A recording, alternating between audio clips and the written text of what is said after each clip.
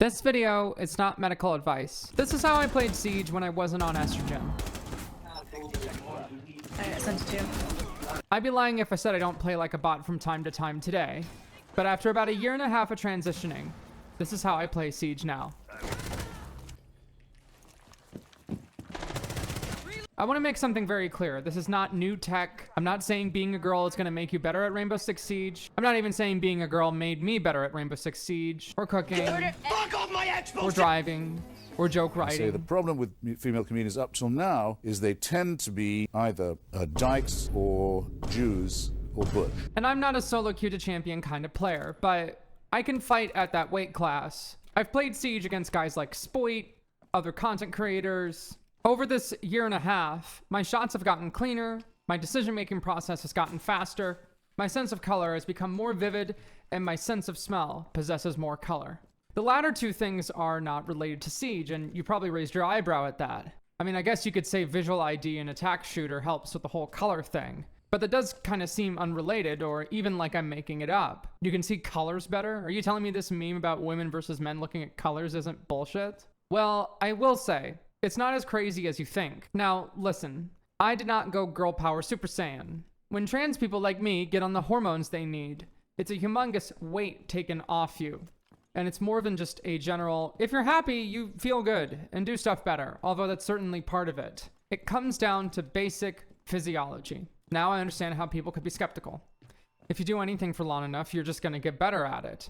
But in this time frame, there is a specific point you can clearly see here, marking a sharp statistical contrast. Now, before I elaborate, if you're a person who thinks that transness is just a load of horseshit, that it's made up, it's a plot by Big Pharma, or whatever, I want anybody and everybody who feels skeptical about transness in general to watch this video. And it's not so that I can get a epic dunk on you. It's not so that I can own you on TikTok or something. It's because I was skeptical like you. And because my community is constantly politicized, we have to talk about the P word. I voted for Donald Trump in 2016, 1 month after I turned 18 years old. I thought the blue hair SJWs were a menace that were going to destroy my country if they got their way. I bought everything Republican politicians said at face value, and always assumed the Democrats were lying. And now I'm kind of somewhere else politically. Now I just think everyone is fucking lying. Some trans people might think that I'm not being urgent enough, and I'm not being hard enough on conservatives in this video. And they're probably right. But given the current administration's interpretation of what free speech is, I'm gonna try to be as straight and narrow in this video as I can be, which is gonna be real difficult, because I sure as hell ain't narrow, and I sure as hell ain't straight. So here's my story. When I was 18, I approached transness from a, oh, they're confused, oh, they're going through a lot kind of way. But I always tried to approach it from a place of empathy. I thought the people that straight up hated trans people were a minority. And maybe they still are technically a minority. Maybe there are more people that don't hate trans people in America than there are who do. But the effects of that hate are felt in public policy arguments these days. It's important to note that I didn't really know what trans people were until I got to college, and I think that's part of the issue. We talked about it briefly in high school, and a buddy of mine who I promise is not a transphobic person when I say this, but I remember him getting into a little spat with a classmate. Said classmate was chastising him for being dismissive of a trans kid they knew personally. And my friend Trey said, okay, but when I was a kid, I wanted to be a dragon. And it sounds like a good argument at first, right? You come out of the womb with certain physical characteristics, and that's just what you are. Wood is wood. Metal is metal. The thing is, the signals, the mismatch that trans people experience is 100% physical too. Just because it's perceived and felt from the self and felt from the mind, the brain, doesn't mean that it's not real. And that uncomfortable feeling that a lot of people characterize as gender dysphoria has a physical residence in a trans person's endocrine system. The endocrine system is responsible for regulating your hormones in the way that the cardiovascular system is responsible for transporting blood and oxygen throughout your body. You would be dead without your cardiovascular system or your endocrine system. Hormones are chemicals that affect the activity of cells in the body, causing them to change what they're doing. They basically tell your body what to do and when to do it. There are over 50 hormones in the human body, and they regulate everything from metabolism to sleep and wake cycles and even your mood. Hormones and the regulation of them is a bedrock of the physiology of multicellular organisms. Here's a paper from the NIH. Reproductive hormones have profound and broad impact on neurochemistry, neuronal structure, glial architecture, and regional brain function during development, as well as adulthood. Moreover, loss of estradiol and declines in testosterone can result in cognitive and mood difficulties among adult cisgender women and men, respectively. Not being on the hormones you're supposed to be on, or having a deficiency of that hormone in and of itself, fucking sucks. This is not the most common approach to explain transness to cis people. Usually, it's the classic sort of, gender dysphoria is a medical phenomenon that describes a sense of mismatch between one's gender identity and their sexual physical characteristics. Most people understandably hear that for the first time and have no clue what the hell you're talking about, so then the pod bros look at something and go, that thing is complex! That means it's not real! Unfortunately, for literally everybody on planet Earth, some things are confusing and complex. Just because something is confusing does not mean that it does not exist or it is wrong. Running a nuclear reactor is complex. That does not mean that running a nuclear reactor is bad or should not be done. Trans people seem confusing until you just think a little bit more about the human endocrine system. Now, back to the analogy about the dragon. Yeah, you can't be a dragon, even if you really, really want to be. Next thing you know, public schools are going to be telling kids that they can be a car. Our tax dollars should not go to teaching our kids how to transmission. But it's flawed logic. The reason the Apache helicopter joke doesn't work is because there are no elements of the human endocrine system that run on a spectrum from human to Apache helicopter. But there is a range of the endocrine system that can resemble that of male or female. Humans are capable of exhibiting sex characteristics exemplified in males and females, not in Apache helicopters. When a trans person gets on hormones, most of the time, they realize that they can never go back because it's like running on diesel fuel when your engine is supposed to run on diesel fuel instead of gasoline. This is kind of what being trans comes down to, more or less. I think you could stop watching the video here and you would already have a much better fundamental understanding of what a trans person goes through than the vast majority of people. And I think that would explain it a lot better than a weird comic you found on Twitter. Oh yeah, you might say, well how come there's so many of you lately? Yeah, what's up with that? What, you spreading it in the air or something? Yes. What's in the canister, you might ask? I've been working on a special cocktail, you see. I call it girly gas. No, like, the explanation really isn't that crazy. It just doesn't affect a lot of people. Like, most people come out of the womb and their hormone in their brain, the body, you're good. It's all good. The vast majority of people get put in those, I'm gonna say it, gender roles. Oh my God, wokeism. You know, for the vast majority of people, gender roles, it's not that bad. You know, those guys at Patriarchy Inc., like, it's a tough job. Someone's got to do it. A lot of the time, people just get socialized in a certain kind of way and they don't know any different. That's why The Matrix is such a strong trans analogy. There were people who got shipped off to World War II and then they came back to the States and they were like, hey, Major Riches, crazy news for you. I'm actually abroad. I know, fucking unbelievable. Over the course of several decades, we've gotten a lot better at cataloging the symptoms of gender dysphoria and being able to explain to somebody, hey, that's probably gender dysphoria, dude. You can't spread transgenderism. It's not fucking contagious. It's just easier to diagnose. It's why the whole concept of late onset sudden gender dysphoria is such a bad faith argument. That's just somebody figuring out that they're trans later on in their life. If kids can't feel gender dysphoria because that's quote unquote grooming children, and adults can't feel gender dysphoria because that's late onset gender dysphoria, congratulations, you figured out what the actual goal of these people is. It's hard to say what I would have done 40, 50, 60 years ago. If you grow up in a small Republican town now, like me, all this stuff can end up being pretty fucking difficult to put into words or to understand. And as far as anybody who was close to me in my life, who was skeptical or hesitant about my transition, the moment that they saw me in real life, those fears went away. Then they get a good sense of what transness looks like. It's not like a weird fucking 4chan meme. I had a similar feeling when I met Belle from high school in my comm class at Shepherd. The thing was, I didn't know that she went to my high school because she didn't look a goddamn thing like who I knew in high school. It wasn't until I was in the company of friends and somebody mentioned, oh yeah, she went to Washington with us. You didn't know that? And I was like, whoa, you can just do that? You can just do that?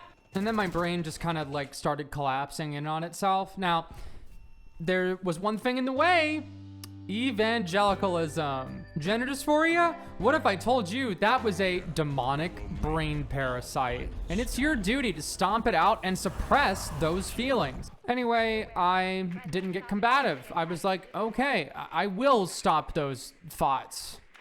So I joined a fraternity. Point being, it didn't matter how much I worked out. It didn't matter how much casual sex I had to, quote, prove something about my maleness. Nothing that I did was enough to come to grips with my insecurities. It got to a point where I'd even pissed off some of my friends, but they didn't really know how to talk to me about it. How could I be insecure? I just bought a house with my YouTube money. We were entertaining parties, pretty girls, company at our crib. But my roommates, Derek and Andre, who I haven't changed their names in the story for anonymity because they know I do this for a living, they saw me battle chronic insomnia, and neither of them really knew how to talk to me about it. I was very guarded and even in some ways combative if it was ever brought up. If you've ever dealt with insomnia, you understand why Howard Hamlin said he wouldn't wish it on his worst enemy. Insomnia affects your mood. It gives you all sorts of chronic health problems, blood pressure issues. I've been dealing with insomnia in various facets since I was 16. It felt like the engine of my brain just wasn't running cleanly. The unfortunate part about it is that I had lived with it for so long, I didn't really have a concept of what life could be like without it. So I didn't really do anything about it. I thought that taking 30 minutes to fall asleep was normal. I thought that people who were working hard and working out a lot just felt like they got 5 hours of sleep after they got 8 hours consistently. I thought the bags under my eyes were just this weird little cosmetic quirk I had. I was scared and self-conscious to wear contact lenses because people would point out the bags under my eyes. Whenever I went to the doctor and they told me that my blood pressure was high, I thought it was because I was eating too much Taco Bell or I hadn't been attentive to my workout routine. But I went to the gym pretty frequently. I ate my veggies. I thought it was too much screen time because I was a content creator. So I got a blue light blocking app, blue light blocking glasses. I would only set the LEDs in my room to red. I'm not exactly beating the weird nerdy trans girl with the hyperfixation on the military allegations, but the rationale I had was that red lights were the least disruptive to your circadian rhythm. That's why in submarines and in night fighters in World War II, they used red lights to illuminate the cockpit. This is how much of a fucking nerd I am. I just really, really need a bad bitch to go to the National Air and Space Museum with and watch Top Gun Maverick. Coronavirus didn't fucking help my situation, and it exacerbated bad sleeping habits, further compounded by the insomnia, which caused more sleep debt, which prompted me to work hours that were even weirder than the ones that I already had. My sleep schedule was basically just try to go to bed at 11 p.m., fail, try to go to bed at 1 a.m., fail, play Total War 3 Kingdoms with Joe Rogan on in the background until 6 a.m. That looks so man-made. And you can see that it's rather light. Now, at this point, conscious behavior at 6 in the morning can no longer suppress my urge to fall asleep. Then I finally flat spin crash into my bed and I wake up at noon. I still kind of feel like shit. Okay, back to sleep. Wake up at 2 p.m. I missed my afternoon coffee with my roommate, and that was sad. repeat this for many years. I was making good money, but I hated my fucking life. I'd clock into Twitch and people would ask me this question all the time. Are you okay? Unprompted, just there. And I was so wrapped up in my own bullshit and the whole Sigma male grind set and this idea that life only sucks if you aren't successful enough. The money will come now. The good mental health will come later. It never occurred to me that repeated instances of complete strangers from unrelated environments commenting on my mood, my facial expressions, my general vibe as just kind of being depressed and moody was probably good evidence that I was depressed. And I was so arrogant to assume that gamers on the internet were just dumb and can't read facial expressions. I really needed the fucking money. I just needed everybody to shut the fuck up and let me clock in and clock out.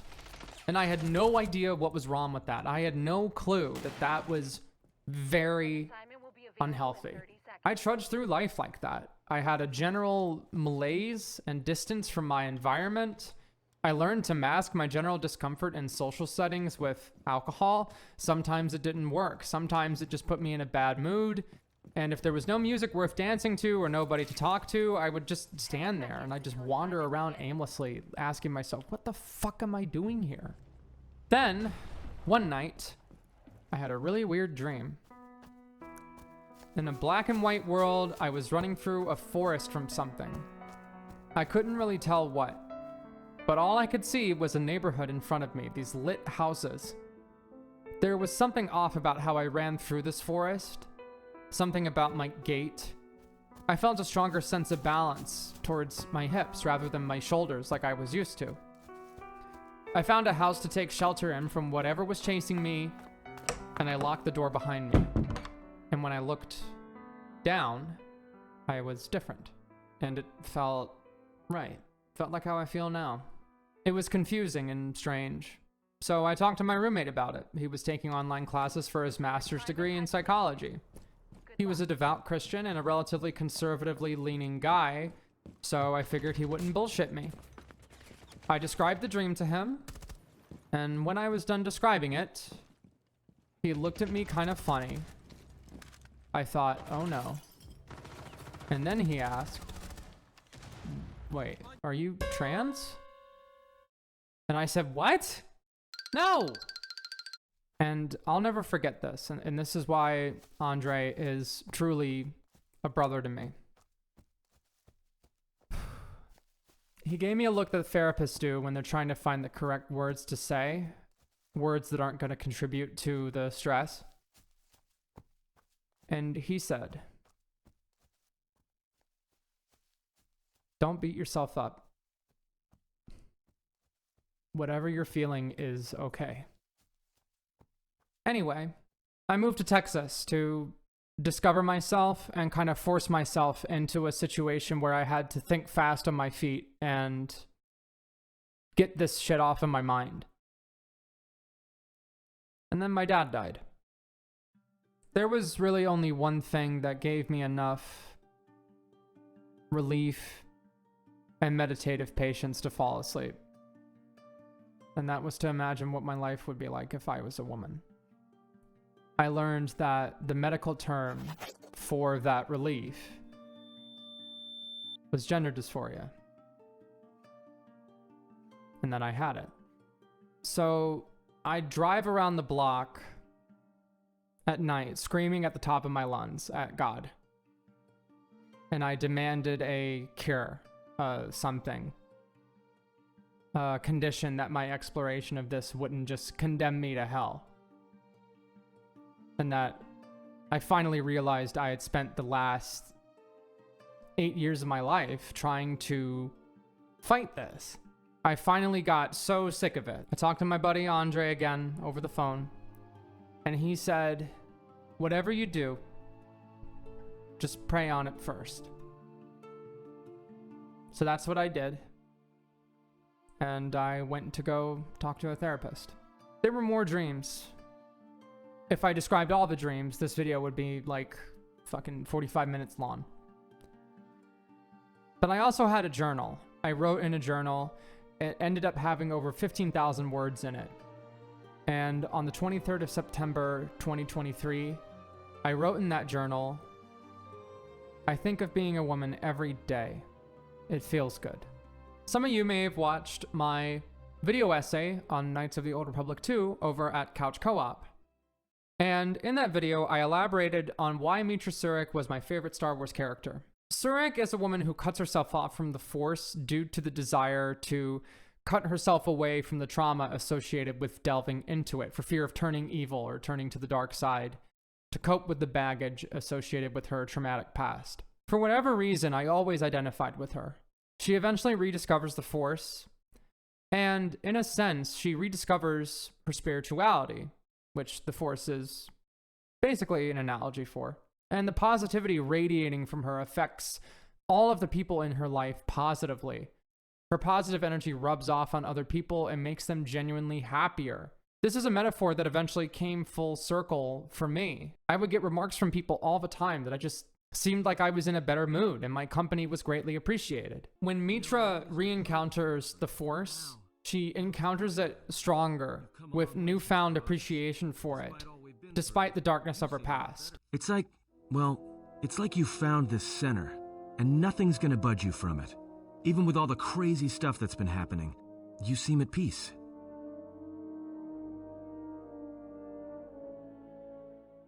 The Mandalorian Wars were a series of massacres that masked another war, a war of conversion, culminating in a final atrocity that no Jedi could walk away from, save one. And that is what I sought to understand. How one could turn away from such power, give up the Force, and still live. But I see what happened now. It is because you were afraid. When I got on the pills, I fell asleep with a calm, natural tiredness at 10 p.m. I woke up at 6 a.m. and I felt like running a fucking mile. HRT cured my chronic insomnia. I will never go back. The endocrine system is fucking complicated. Humans are complicated. Now, I could talk about the physical sensations, how strange and bizarre it felt to have wide shoulders and narrow hips, things like that. For the girls who are actually transitioning watching this video, eat your fucking vegetables, hit the treadmill, go to the doctor, get your blood pressure taken. You will quickly find out what kind of girl you are in terms of the whole obsession with your weight sort of thing. For me, I do a lot of strength training, and I understand that the only way that I'm going to keep when I got here is to eat food. If you're in the company of mean girls and you're wolfing down that Cajun seafood pasta, you know, just be prepared for that, like, the look. It is a thing. Girls will hone in on it. Personally, I don't really give a fuck. I go to the doctor, I get my vitals checked. If you do have a big appetite, trick your appetite into eating more produce, into eating more fruit, into eating substantial meals with portions of nutritionally dense food, right? That's not super, super calorie rich. Make a bolognese pasta instead of mac and cheese, right? Things like that. 99% of salad dressing is just flavored mayonnaise. Make a balsamic vinaigrette. Don't be hard on yourself. It's okay to enjoy food.